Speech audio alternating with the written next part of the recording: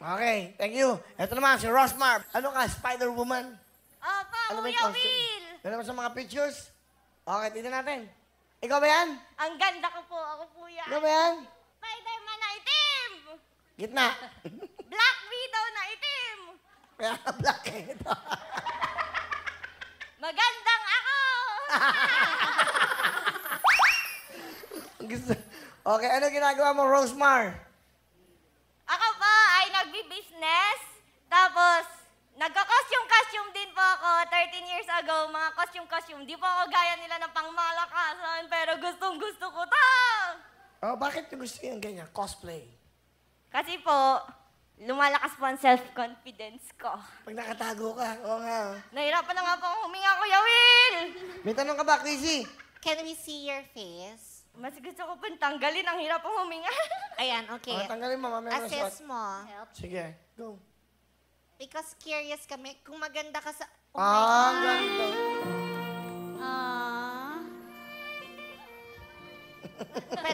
Pwede bang bumaliktad ka din, I'll kiss you? Diba? Ganun yung sa Spider-Man. Bumabaliktad Ang tapos... ganda, ang ganda mo ah. Rosmar, okay, mahilig ka sa costume na. Sino kasama mo? Pinapakilala ko ang 46 years old kong mama na mukhang 16. Mama Nympha! Woo! Good evening, Kuya Will. Ang bata ng mami niya ha. Kamukha niya. Kuya Will, excited ako ngayon. After 20 years, nung huli kitang makita sa Lucena, bumili pa ako ng t-shirt at CD mo. Tapos naiinis ako sa kanya dahil hindi niya agad sinabi na hindi ko kasi alam na siya'y nag-audition dito. Sabi ko yun, nasaan na yung CD at damit? Gusto ko sanang yun ang suotin. Kasi sabi ko talagang nung makita uli kita ngayon, wala kang pinagbago. Wow. Okay, thank you ha. Ano gusto niyo sabihin kay Rosmar? Achi, alam kong hilig mo yan. Nag-audition ka, hindi namin alam. Gusto mong, yung hilig mong mag-artista, siguro iniisip mo, alam ko nagdaramdam ka sa amin dahil sasabihin mo yung isa mong kapatid, yun ang lagi naming sinisuportahan. Pero hindi mo alam, si Papa mo, pag may kausap siya, lagi kanyang kwento, pinagmamalaki kanya. Nagpapasalamat ako sa Panginoon dahil isa ka sa naging anak ko. Mahal na mahal ka namin.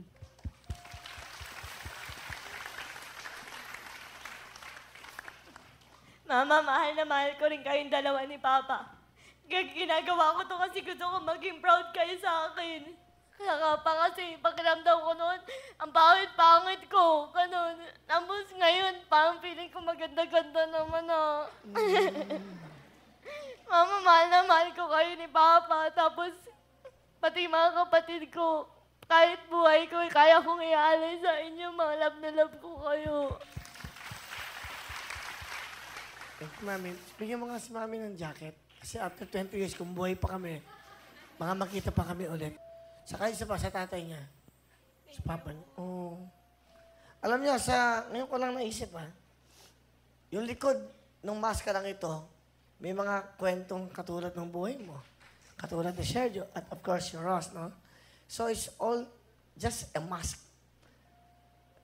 Ito yung larawan lang ho ng maskara. Yung maskara, walang emosyon. Yung likod ng maskara, ang may emosyon. Ito po sila. Palapakan natin. Of course, si Ross, si Sergio, at si Rosmar. Okay na? Okay na. Di ba? Tama? Ikaw, ang maskara mo. Yes. Ako to sa labas, crazy. Pero sa loob, dyan lapos pa rin. Diba? Hindi.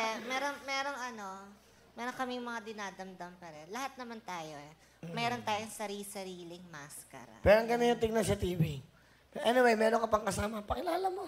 Pinapakilala ko nga pala ang malading Dog Dantes na fiancé ko na tinago ko kay Papa ng 5 taon.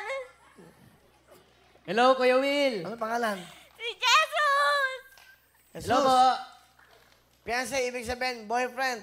Okay. Yes Matagal po. kayo. 5 taon ka daw tinago sa tatay niya. Opo, magwa-8 taon na po kami next month. Wow, congratulations. Opo, kaya babatiin ko na rin po si Bebe Rosmar ng Happy 8th Anniversary. Advance po. I love you, palagi.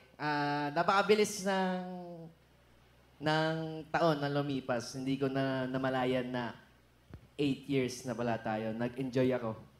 Tapos,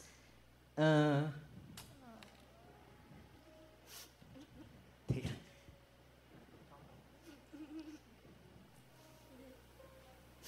Noon 3 years po kasi nag-break po kami. Nakipag-break po ako sa kanya kasi hindi ko po kinaya yung ugali niya. Sobrang possessive, tapos sobrang stricto, as in hindi ko po kinaya to the point na nakipag-iwalay pa ako sa kanya.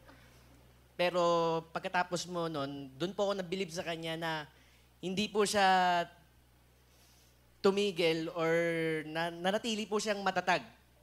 Matatag, naniniwala pa rin siya na pwede pa rin maging kami. Nung una po naging matigas ako, pero nung uli, naniwala na rin ako na worth it siya.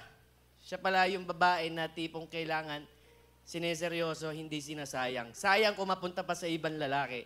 Kaya bumalik ako sa kanya. Kaya ngayon, 8 years kami. Gusto ko siya na yung babaeng makatuluyan ko pang habang buhay. Siya na yung gusto ko maging makasama pagtanda. Sure na ako doon. Yun lang po. Ano gusto mo sabihin? Yung sa kanya, nararamdaman mo. Mahal na mahal kita. Sorry kung nagawa ko yon, hindi ko na uulitin. Salamat.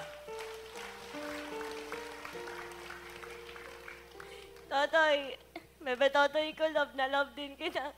Sorry kung 5 taon kitang tinago kay Papa kasi alam mo naman na stricto si Papa. Sabi kasi niya, kakalbuhin niya ako. Natatakot lang talaga ako. Pero worth it na tinago kita kasi hanggang ngayon tayo pa rin, hindi tayo napaglayo. At proud na proud ako kasi ikaw yung lalaking walang bisyo, hindi na babae. Swerte ako sa'yo. Sa 8 years, pinaramdam mo sa akin na para sa'yo ako yung pinakamaganda, ako basta para sa akin, ako yung pinakaswerteng girlfriend sa buong mundo, Totoy. Mahal na mahal din kita. Galing you are an inspiration to everybody. Rosemar, and of course, kay Jesus. Rosemar, meron kang 10,000!